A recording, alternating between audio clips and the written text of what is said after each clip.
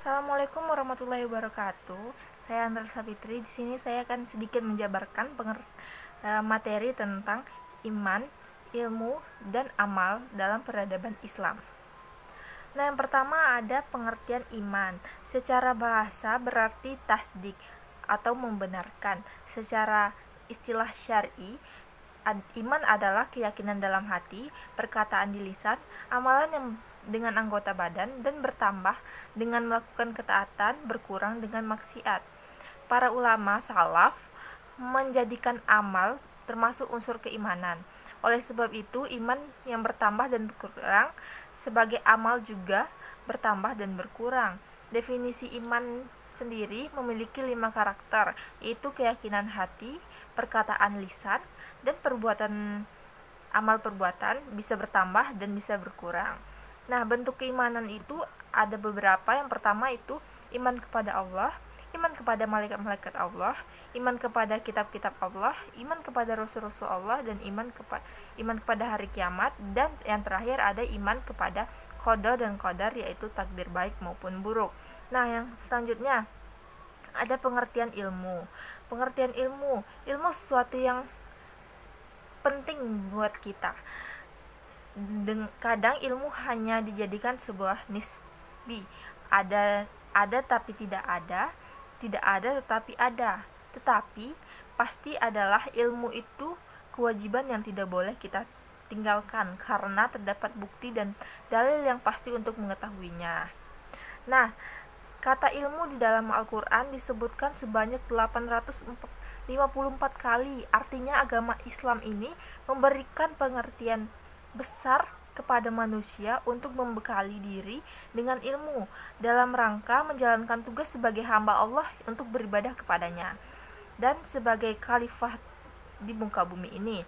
Oleh karena itu, Rasulullah SAW mewajibkan kepada semua umatnya untuk menuntut ilmu. Sebagai sabdanya, mencari ilmu itu wajib bagi muslim laki-laki maupun muslim perempuan. Beliau juga membuat kebijakan untuk mendorong umatnya untuk belajar dan terus belajar. Nah, menuntut ilmu itu adalah bagian dari ibadah. Menuntut ilmu adalah satu kemuliaan. Menuntut ilmu juga di samping ibadah merupakan jihad, yaitu jihad dari kebodohan dan jihad dari keterbelakangan. Selanjutnya pengertian amal.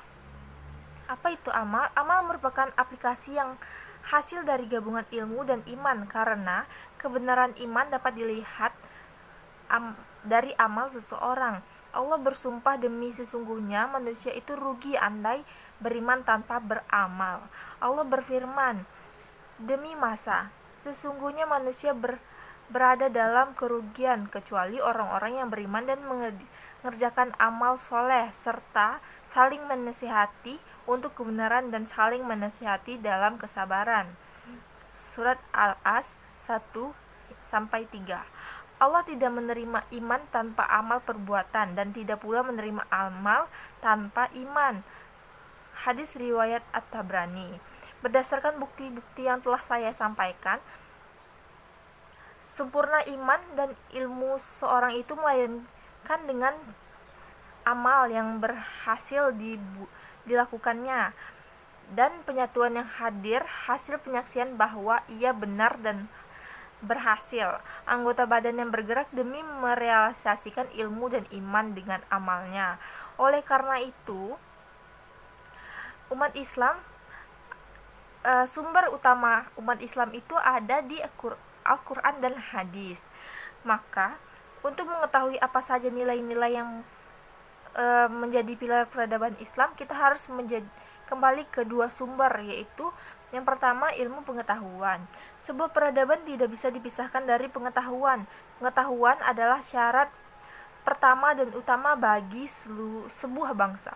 Tanpa pengetahuan, sebuah bangsa itu akan tertinggal, bahkan akan binasa. Menurut Muhammad Taqi Misbah dan Muhammad Bakir Syahar, bahwa berpengetahuan merupakan sesuatu yang aksioma dan tidak perlu dipertanyakan lagi apabila diperdebatkan, karena di bagian dari ciri-ciri yang paling utama bagi manusia adalah menurut Mutahari, Berpengetahuan adalah bagian dari fitrah manusia.